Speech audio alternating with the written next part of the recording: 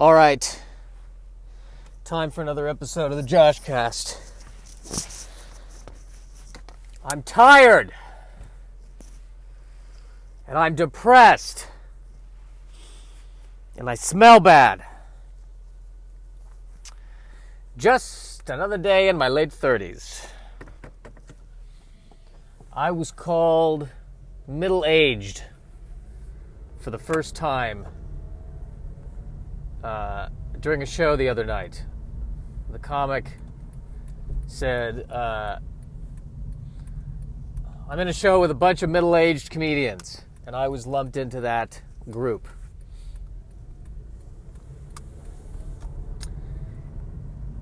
And it depresses me, and it feels freeing at the same time. Let's explore this. Let's break this down. It is depressing, of course, because it is another signifier that I am inching towards death, which, at the rate this society is going, might be a relief. But it is also depressing because I am fighting the voice in my head that's saying, well, the industry only really wants young people. The industry really only wants sexy people. The industry doesn't know what to do with middle-aged people, doesn't care about middle-aged people.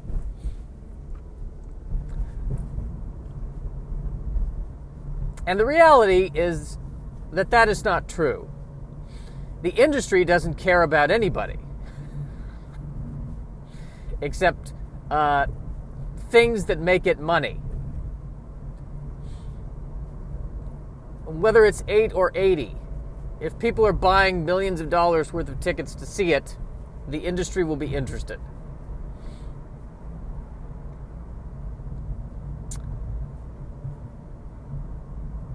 Now here's why being middle-aged is freeing. Because increasingly, the older I get, I just don't care. I feel more confident expressing my opinions.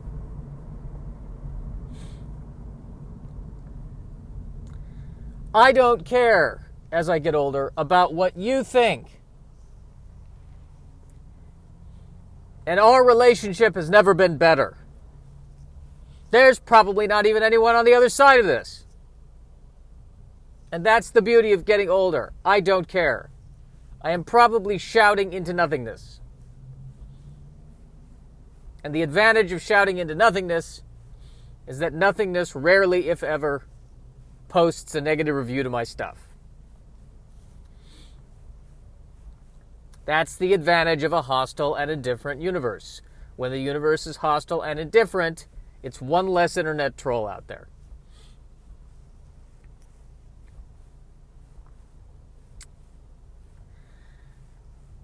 I basically took the last 3 days off, and in that time I watched both the first and second Neverending Story films. I don't entirely know why. I know why.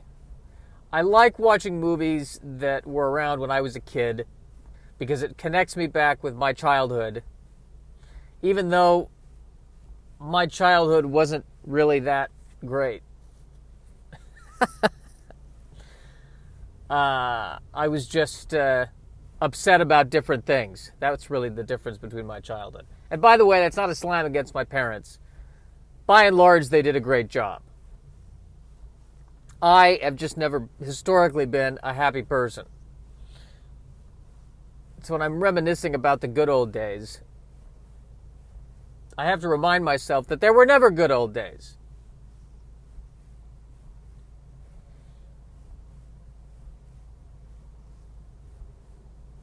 Was it all bad? Yes.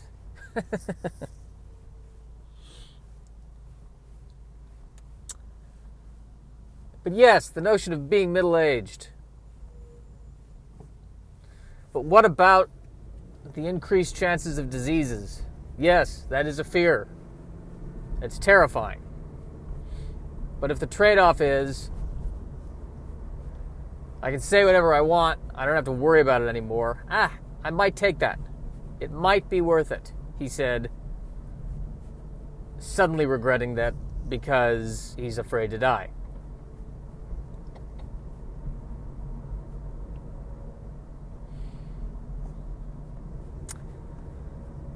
I'm driving down this street that I hate because there's a ton of people parked on it. It's next to this park that's...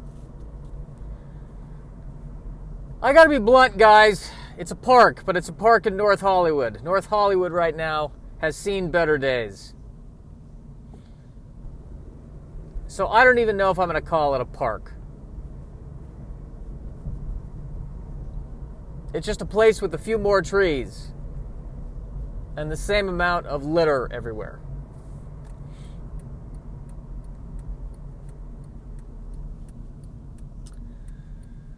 We're not catching Los Angeles at its finest moment at the moment.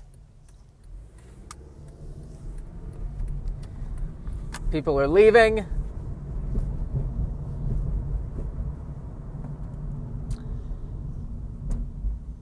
Everything just seems dirtier.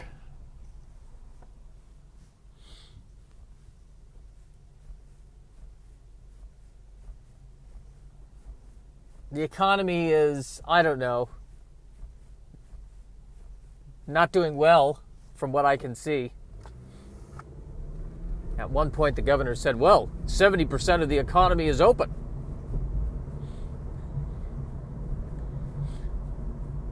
Yes, but there's a difference between open and thriving.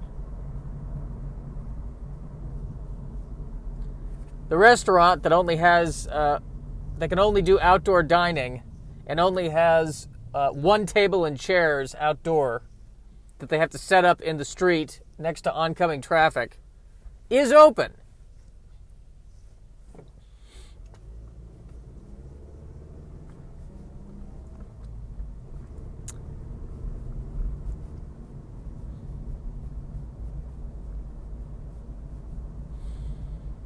I'm afraid of what's going to happen in November. Somebody told me that that the major cities are bracing, either whoever wins, they're bracing for riots, protests, violence.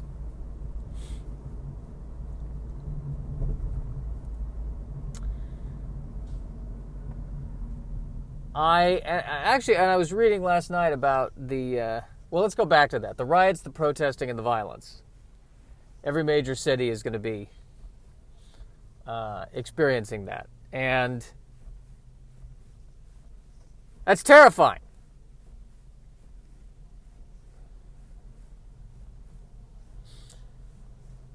Because who knows what this could escalate to? More closures, more damaged property, more death, more destruction.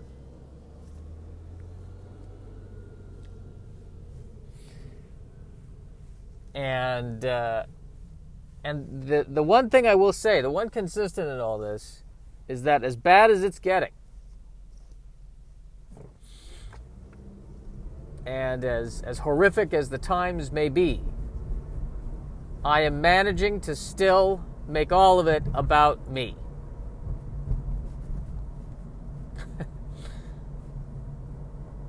The biggest question on my mind is, well, should I do political comedy, or should I keep doing jokes about the Green Lantern? So I'm very glad that I'm actively engaging in the deeper American conversation by continuing to have a podcast where I complain about my dating life. And history will record that in these trying times, while many stood up and took action and made a stand, I complained about the Green Lantern.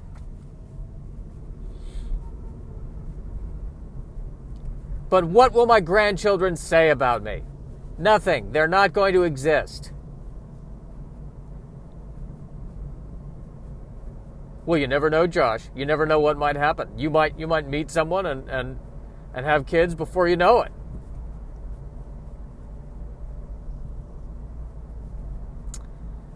It's true that I never know what can happen. We never know what can happen. But we can guess what will happen. And a lot of times we guess right. Especially if we are scientists studying the pandemic. All their guesses have kind of been right.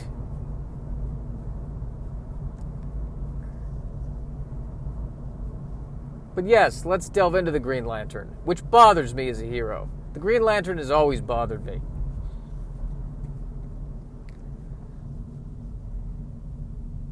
I just find, as a fan of Superman and Batman, I'm sitting there looking at the Green Lantern going, well, what? Why are you here?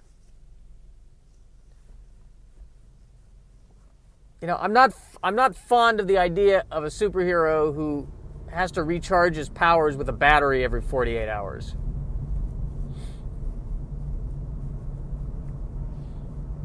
Because if that were me, the one thing I would do that he doesn't do is take the Green Lantern with him wherever he goes. He stashes it, I think, at his apartment. As I recall, in the Justice League cartoon, I think he kept it in his apartment.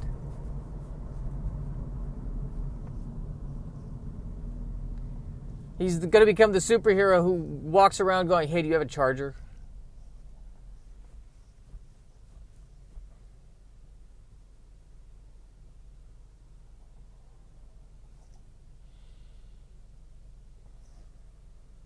If he's that cosmically powerful, you'd think that he would have an automatic connection to the lantern so that he would always be charged.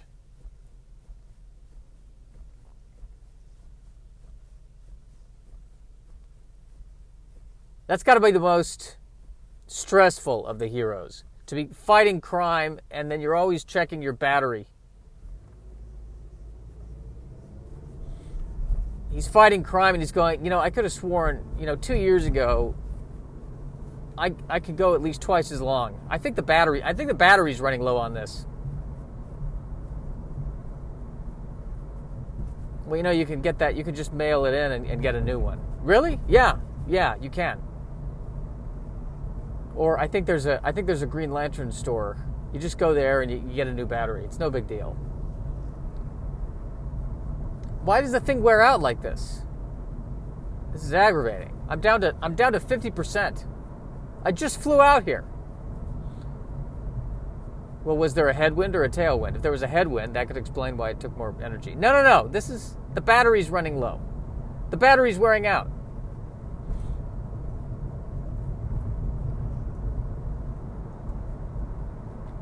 If the Green Lantern uses the power of his imagination to create things that fight evil, why can't he use the power of his imagination to create a battery that never runs out? Is it that hard to imagine? Am I right? Am I right? It's not a lantern, it's a battery. I think the very first iteration of the Green Lantern, I believe it literally was a lantern, and it was meant to be like the magic coming from the lamp, and he was they took it from the genie in the lamp. So then it makes sense when it's a lantern. But now it's not a lantern, it's a battery. But you can't call it the Green Battery. It doesn't have the same poetic ring to it. I am the Green Battery. What, you mean like Duracell? No, in principle, it's the same as a Duracell battery, but it's a cosmic battery. How long does it last? About 48 hours. Is that good? Well, it's not bad. I can fly through space. I can fight evil. But you only can do it for 48 hours. Well, it depends on what I'm using it for. Like if there's, if I turn off all the apps in the background, and I conserve. You know, I've made it last up to 2.5 days. Wow, green battery. No, green lantern. But it's not a lantern, it's a battery. Well, I'm not going to call myself the green battery.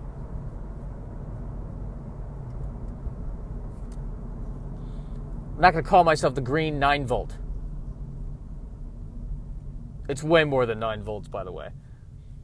Like, I can use my imagination and create an entire plane.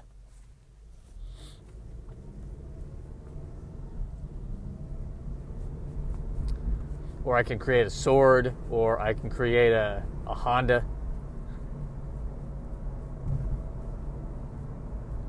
The one element of the Green Lantern story that was my favorite part, that they never, I've only seen them touch on this in one episode of the animated Superman thus far.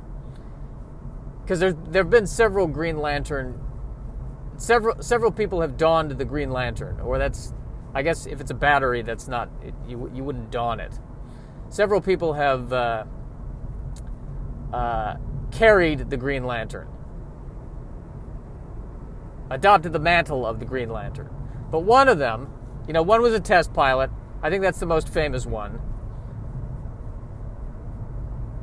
Hal Jordan. But one of them, and I think it was the Guy Gardner,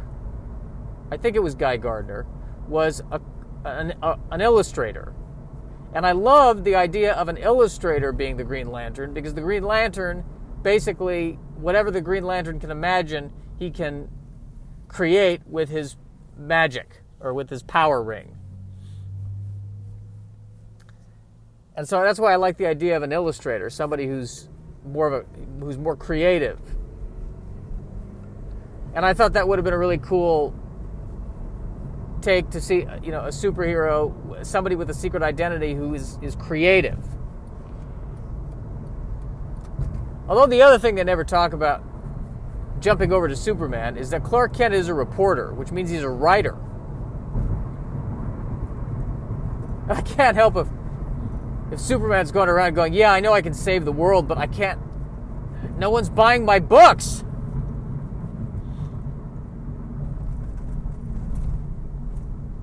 I've written a book about being the savior of the world, and Penguin is just not interested. What am I doing wrong? It's all about the cover letter, man. It's all about the cover letter.